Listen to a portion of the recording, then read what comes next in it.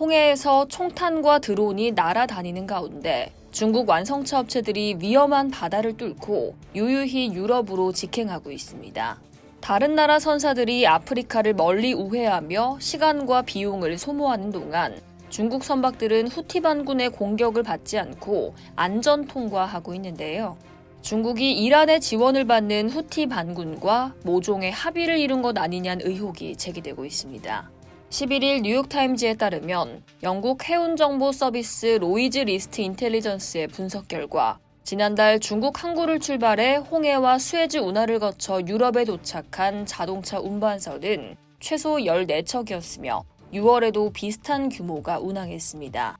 특히 비아디와 상하이 자동차는 최근 중국 조선소에서 인도받은 세계 최대급 자동차 운반선을 홍해 항로에 투입했는데요. 이 같은 운항은 후티 반군이 지난달 초 드론과 수류탄, 총격으로 민간 화물선 2척을 침몰시킨 이후에도 이어지고 있습니다. 해운 데이터 기업 베슨 노티컬의 다니엘 대시는 중국이 후티 반군과 협상에 성공해 중국 선박은 공격 대상에서 제외된 것으로 보인다고 분석했습니다. 후티 반군은 지난 2023년 10월 가자 전쟁이 발발하자 하마스를 지원하기 위해 예멘 인근에서 선박 납포와 격침 작전을 시작해왔는데요. 이 때문에 유럽과 아시아 선주들은 해당 항로를 피하고 있고 해상 보험료도 급등했습니다. 하지만 중국이 최근 홍해 항로를 이용하는 것이 포착되면서 이란과 밀접한 중국이 후티 반군과 비공식 접촉을 통해 자국 자동차 운반선의 안전 통과를 보장받았을 수 있다는 분석이 나오는 겁니다. 홍해와 수에즈 운하를 이용하면 아시아 유럽 간 왕복 항해 기간을 14일에서 18일 단축할 수 있죠.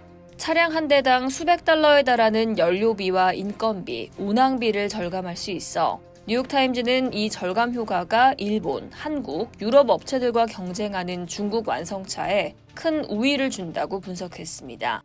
로이즈 리스트의 로브 윌밍턴 선임 애널리스트는 아프리카를 우회하면 연료비와 오염 배출이 늘고 결국 소비자 가격 상승으로 이어진다며 최근 한국, 아부다비 튀르키예 합작사의 일부 자동차 운반선도 홍해 항로를 사용했다고 전했습니다. 실제 중국과 이란의 긴밀한 경제관계가 이런 의혹을 키우고 있는데요. 중국은 이란 원유 수출의 거의 전량을 구매하며 이는 이란 경제의 약 6%, 정부 예산의 절반을 차지합니다. 중국 정부는 서방의 이란 원유 제재가 유엔 승인을 받지 않았으므로 자국 기업의 구속력이 없다는 입장을 유지하고 있습니다.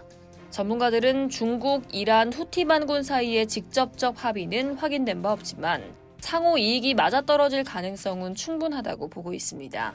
이상 여의도TV였습니다.